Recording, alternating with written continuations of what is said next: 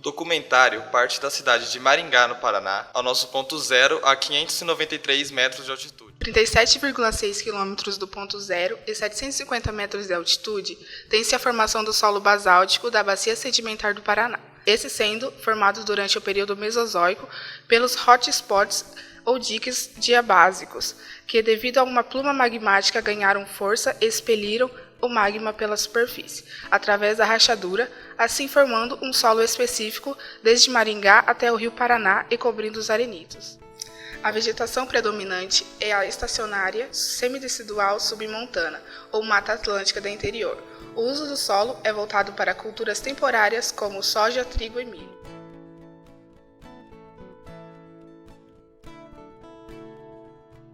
Agora, a 126 km do ponto inicial e 1.037 metros de altitude, este é o ponto de transição entre o terceiro e o segundo planalto paranaense. Devido a essa altitude, a vegetação é estacionária semidecidual montana, o clima é mais quente e os solos mais secos, tendo o predomínio da silvicultura. O grupo Itararé é uma formação geológica constituída por arenitos, conglomerados, rochas argilosas e diamicititos.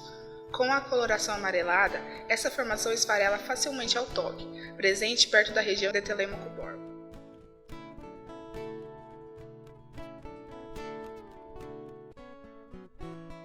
Com 241 km de Maringá e 779 metros de altitude, já no segundo planalto, há a formação de folhelho Ponta Grossa. Ele se forma devido à pressão das rochas superiores e mais densa sobre as inferiores, que são menos compactadas e acabam esfarelando devido à pressão. A vegetação dessa região é classificada como Campos Gerais. Esta exerce uma grande influência sobre a formação geológica que se mantém, pois a água nas raízes das plantas colabora para a decomposição da rocha, e devido à mudança no solo, a silvicultura dá lugar para pastagens e culturas temporárias. Castro, o antigo pouso do Iapó, é a primeira cidade do Paraná, estando a 349 km de Maringá e 1.043 metros de altitude. Foi emancipada 2 anos após a emancipação do estado, possuindo oficialmente 311 anos. A região de Castro foi ocupada durante as Sesmarias por portugueses. O tropeirismo foi o principal responsável pelo desenvolvimento da cidade.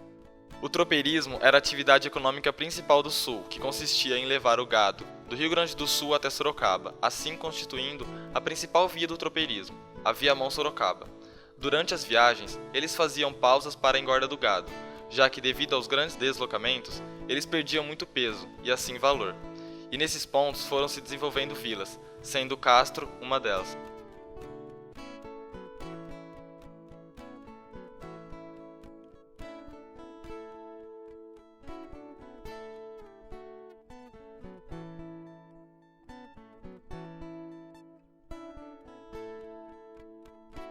Os tropeiros possuíam uma vestimenta grossa que cobria todo o corpo e guardavam seus pertences em bruacas, bolsas de couro impermeável. Os utensílios utilizados eram de ferro, pois duravam mais e resistiam às condições da viagem. E uma das principais comidas era o feijão tropeiro, que era o feijão preto, junto a pedaços de porco, como orelha, focinho e patas.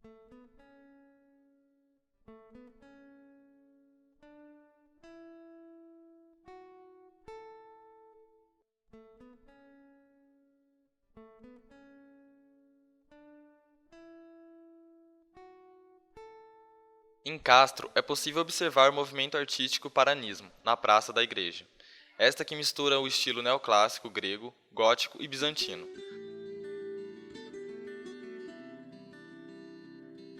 Castro foi visitada por Dom Pedro II, o qual deixou jarros e pesos para poder padronizar as medidas dentro do território nacional. Na Casa da Praça é possível ver os pertences da época, os quais Dom Pedro II utilizou em sua visita.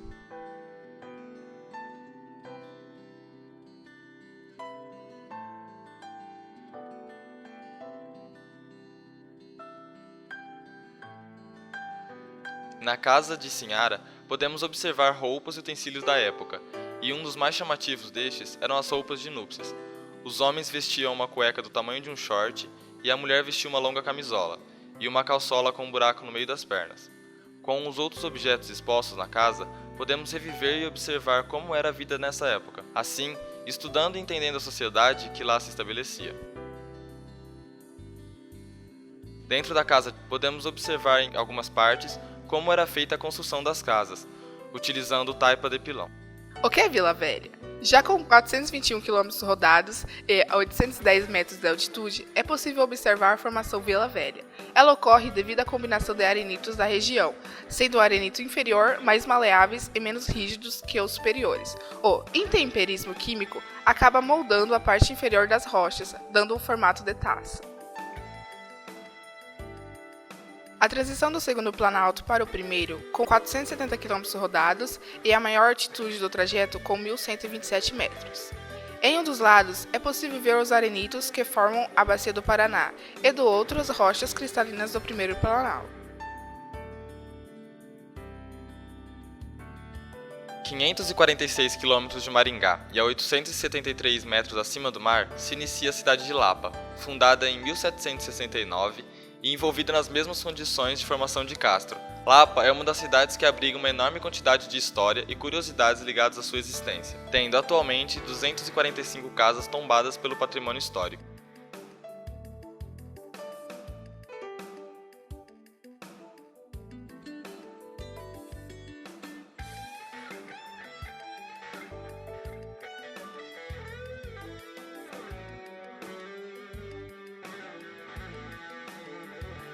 As casas de Lapa são todas construídas no estilo português colonial simples e muito bem adornadas à mão pelo imigrante alemão Berenguer. Seus telhados eram feitos nas coxas de escravos, dando assim uma irregularidade nos telhados e originando o ditado popular feito nas coxas, para as coisas mal feitas. Em algumas das casas ainda é possível observar a eira, beira e tribeira, sinal de riqueza para a época. E outro fator que demonstrava o poder aquisitivo de uma família era a quantidade de janelas e vidros em sua casa, pois estes eram importados de Portugal. Quando visitar Lapa, deve ater se as portas das casas estão abertas, pois assim eles estão dispostos a receber visitas, e caso estiverem fechadas, mesmo que esteja todo o resto aberto, eles não lhe receberão. Uma das casas que pode ser visitada na cidade é a Casa Lacerda, cercada de curiosidades, algumas sobre o cerco da Lapa, que serão faladas em breve. Construída a pedido de Manuel José Correia de Lacerda, é uma casa que demonstrava como viviam os ricos, possuindo 1.200 vidros e 34 janelas, primeiro banheiro da cidade e a peça mais antiga, o relógio. Nessa, também se observa que a privacidade era algo inexistente, pois todos os cômodos eram interligados e possuíam grandes janelas, com somente o vão da porta. Há uma história envolvendo a Santa do Rosário, quando ela estava desfilando pela cidade, assim que passou à frente da Casa Lacerda, começou a chover e então a abrigaram à sua casa. E lá esperaram até parar a chuva, porém, sempre tentavam retirá-la, voltava a chover. E isso ocorreu durante um mês, até que se concluiu que a santa queria ficar dentro da casa.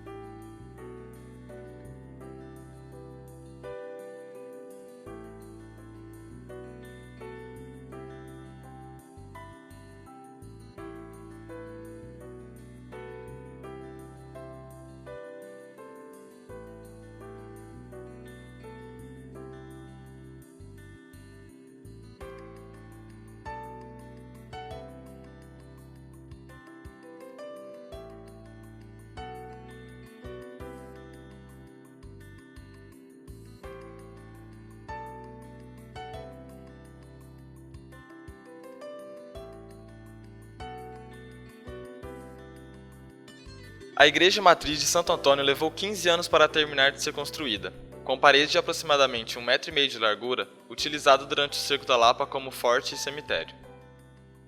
Construída em estilo barroco e mesclando com o gótico, a rosácea em sua fachada serve para captar a luz do sol e focar no altar.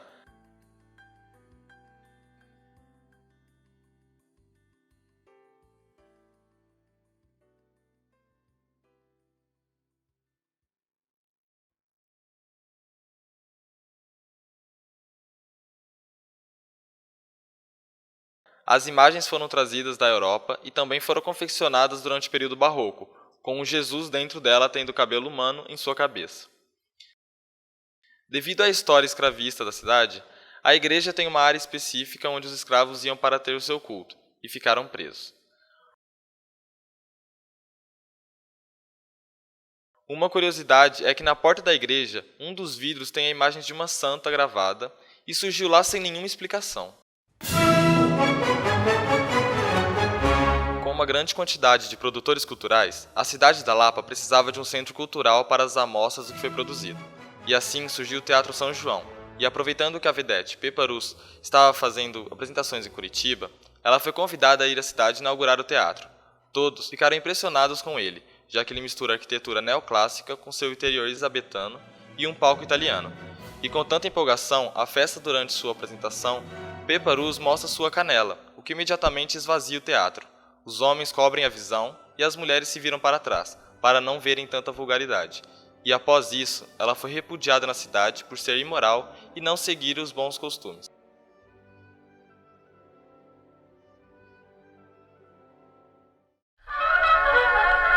Por que uma casa com cavalos na fachada? Cavalos não eram muito comuns em fachadas na cidade, mas para Davi, esses 10 cavalos eram especiais. Casar-se com Rosa era seu desejo, porém, ser um caixeiro viajante não garantia dinheiro suficiente para casar com uma dama pomposa. Mas em uma viagem, ele sonhou com 10 cavalos alados, 8 voando baixo e 2 entre as nuvens.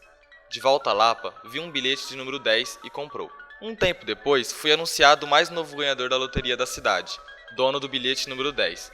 E assim, Davi teve as finanças necessárias para poder casar com Rosa, sua amada. E quando construiu a sua casa, colocou na fachada 10 cavalos, 8 à frente e 2 dos lados, para lhe dar boa sorte e agradecer o seu sonho. Hoje é a Casa dos Cavalinhos. Com a instauração da República do Brasil, os rios grandenses, liderados pelos coronéis Gaspar Silveira e Gumercindo Saraiva, não aceitaram isso e decidiram ir até o Rio de Janeiro depor o presidente Floriano Peixoto e reinstaurar a monarquia. O nome de Maragatos e Pica-Paus não surgiu do nada. Maragatos vem da região da Maragataria, na Espanha, de onde os generais eram originários, e Pica-Paus é devido ao uniforme do exército, que era azul e vermelho, com um lenço no pescoço que lembrava o pássaro. Os Maragatos conquistaram o território rapidamente, e cada vez estavam mais próximos do Rio de Janeiro, e isto começa a preocupar o presidente da recente república. Sabendo que os Maragatos se encontravam próximos a Lapa, o coronel Antônio Carneiro é enviado ao nome de Floriano com o objetivo de impedir os avanços dos Maragatos. Lapa ficou cercada por 3.000 Maragatos por 26 dias, com uma desvantagem numérica para os Pica-Paus. No dia 7 de fevereiro, Carneiro é ferido e 2 dias após morre na Casa Lacerda. E na mesma casa, no dia 11, é assinada a redenção de Lapa, onde os Pica-Paus se entregam aos Maragatos. Um dos termos dessa redenção era que Lapa não seria saqueada, porém isto não é cumprido, e alguns objetos, como a mesa onde for assinada, são roubados ou destruídos. Existem algumas curiosidades sobre o cerco da Lapa a serem destacadas. Como os soldados da época eram pequenos se comparados aos atuais, existem diversos esses a respeito se os Maragatos tivessem alcançado seu objetivo. A praça onde ocorreu o ápice do conflito recebeu o nome de General Carneiro. O cerco proporcionou tempo suficiente para que Floriano reorganizasse suas tropas e vencesse os Maragatos em outras batalhas. Encontra-se a capital paranaense Curitiba, no quilômetro 606 com 947 metros de altitude. Um movimento artístico da cidade que acabou não sendo muito difundido por todo o estado foi o paranismo, no qual houve uma tentativa de criar uma arte genuinamente paranaense. Pela vegetação local ser a mata araucária, a árvore e sua pinha eram elementos e símbolos fundamentais que deviam estar presentes nas obras, em praças e pinturas desse movimento. É possível observar a sua presença e com pouca variação. Pouco após sair de Curitiba, já pode-se observar a quase total perda de território das araucárias, e já é possível observar o início da serra. Curitiba e todo o primeiro planalto está sobre rochas cristalinas, as mais antigas do Paraná. Por se tratarem de rochas metamorfizadas, elas são mais resistentes ao intemperismo. A Serra do Mar foi formada com a Pangeia, a energia elástica formada durante a separação dos continentes se voltou contra o litoral, formando a Serra do Mar, que com o tempo foi trabalhada pelo intemperismo ganhando característica arredondada. Nela, predomina a vegetação ambrófila densa, sendo na base da serra quase impossível encontrar araucárias em estado natural. Após percorridos 732 km, com 73 metros de altitude, é a divisa entre os estados do Paraná e de Santa Catarina, pela rodovia 101. Há placas que indicam o local exato. A planície litorânea apresenta rios com pouca energia devido ao baixo declive do relevo, o que forma as chamadas planícies de inundações, pois qualquer chuva em excesso é capaz de inundar toda a região em torno ao rio. Na planície encontra-se o solo lavado, que devido à grande quantidade de água que escorre, retirou do solo todos os nutrientes e outros tipos de rochas, deixando somente o quartzo. Sobre ele é fácil ver a turfeira, que é um solo rico em matéria orgânica, que devido ao clima frio, leva mais tempo para se decompor. Em alguns trechos da estrada, é possível observar uma divisão clara entre o solo lavado, que é um tom amarelado, e a turfeira, que é quase preta. A 31 metros acima do mar, e no quilômetro 799, está a cidade de Joinville. Construída na planície litorânea, foi colonizada por alemães, porém, pouco se preservou da história da cidade, devido a um recente crescimento de indústrias automotivas e siderúrgicas. Fez aumentar a população da cidade e os locais e construções históricas deram lugar às casas e prédios modernos. Porém, algumas famílias ainda preservam o idioma e a cultura alemã dentro da sua casa.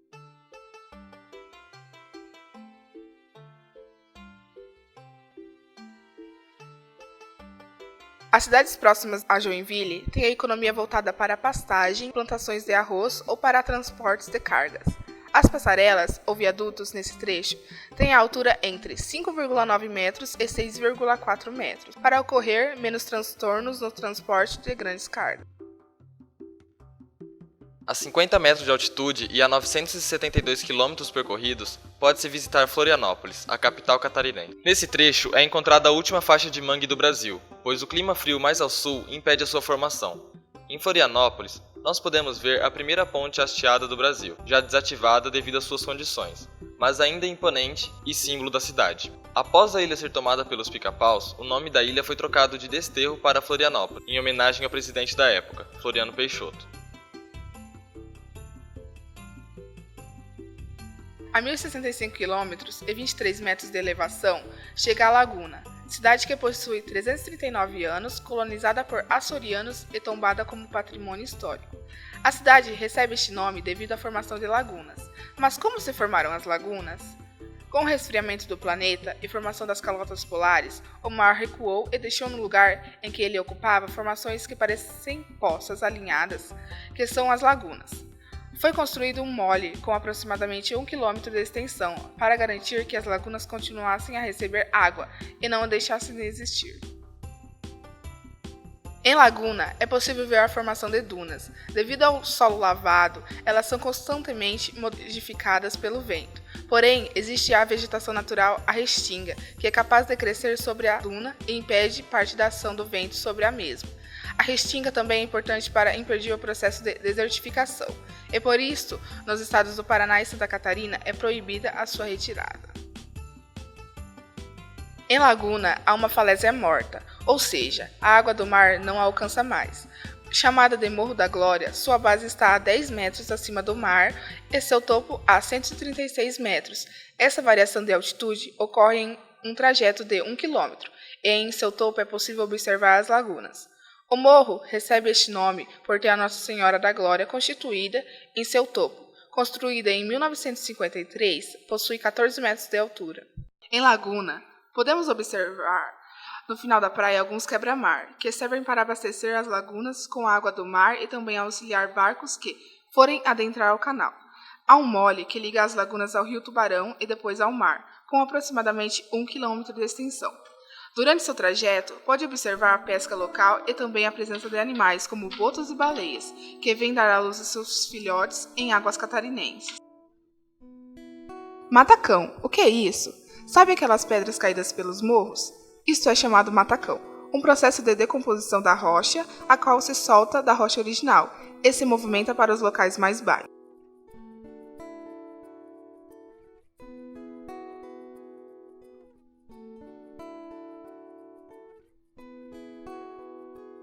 Durante o período regencial, época em que, com a ausência de Dom Pedro I e com a menoridade de seu filho, o governo é dado às mãos de regentes, um período onde a corrupção e o desvio de dinheiro atingem níveis astronômicos. É neste contexto que ocorre a Revolução Farroupilha, entre 1835 e 1845. A Guerra dos Farrapos é considerada uma revolta da elite, já que estavam descontentes com o governo por terem aumentado o preço dos produtos rio-grandenses, o que fez almejarem um novo governador. Durante a Farroupilha, criou-se a República Juliana, a qual Laguna foi capital durante um ano. Anita Garibaldi se casou aos 15 anos com Manuel de Aguiar, e no ano de 1837 conhece Giuseppe Garibaldi, com a Revolução da Farroupilha já desenvolvida. e se une à sua causa, e entre eles se desenvolve um romance. Anita Garibaldi foi a heroína de dois mundos, é chamada assim por ter participado de revoltas no Brasil e na Itália. No Brasil, lutou na Farroupilha, Batalha dos Curitibanos, e na Itália lutou na Batalha de Janicolo.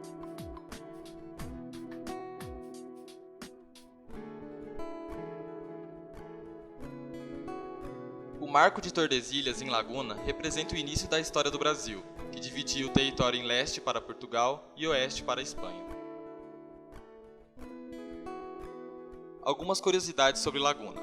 A fonte carioca era responsável pelo abastecimento de toda a cidade de Laguna, porém, com a modernização e implantação de encanamentos, foi perdendo sua utilidade. Hoje, a fonte é mantida como patrimônio histórico, e dizem que a água é afrodisíaca, ou que quem bebe dela retornará para a Laguna. Laguna faliu após a abertura de outros portos, e a construção da rodovia 101, o que desviou a rota de comércio da cidade, provocando uma quebra na economia local. Uma das poucas fontes de informação sobre os povos que viviam no Brasil antes de 1500, os sambaquis, sua origem remonta à época da elevação do oceano, há cerca de 6.000 anos, quando o litoral passou a ser ocupado por povos nômades que sobreviviam à pesca e coleta de crustáceos. Quando percebem que este recurso é inacabado, acabam para manter residência no local, onde os rejeitos de seu consumo, ao longo dos anos, foram formando os morros de conchas e restos de peixes. A 25 metros de altitude e 1.126 km percorridos, acaba a cidade de Laguna. Um pouco à frente de Laguna, no quilômetro 1139 e a 16 metros acima do mar, é possível ver da estrada a usina termoelétrica São João, uma turbina eólica e o Parque Cidade Azul, que é a maior usina solar do Brasil.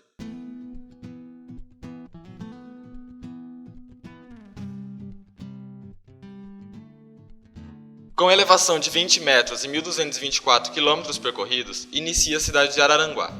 Ainda é possível observar as planícies de inundação, com toda a cultura voltada para a plantação e o cultivo de arroz, sendo esta região a maior produtora de arroz do país. Com seu início a 23 metros acima do mar, o Morro dos Conventos é uma falésia morta, e a água do mar deixou de bater em suas encostas devido à transgressão e regressão marítima, que é o mesmo processo que formou as lagunas pela costa, a qual seu topo está a 75 metros, ela se eleva em um trecho um pouco maior que 1 quilômetro.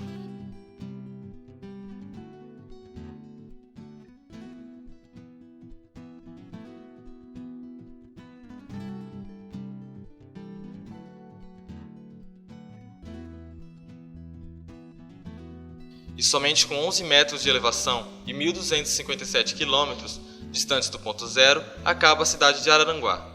Ainda a 11 metros acima do mar e com 1.312 quilômetros percorridos, chega à divisa dos estados de Santa Catarina e Rio Grande do Sul. E com 4 quilômetros após o início do estado, está a cidade de Torres, uma cidade grande na qual encontra-se o Parque da Guarita, onde abriga uma falésia viva, ou seja, que está junto ao mar.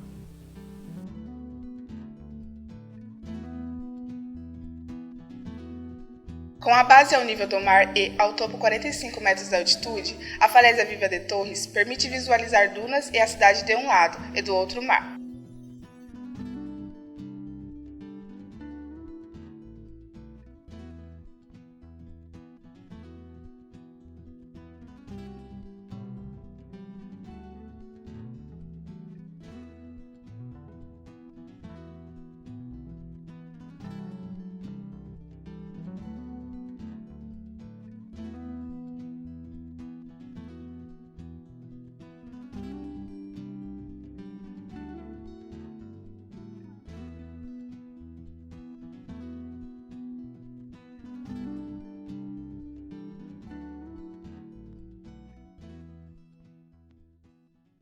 Por que há cactos no topo das falésias se a água é farta? Devido ao solo raso da falésia, que não retém água por muito tempo, as plantas se desenvolveram para conter água em seu interior.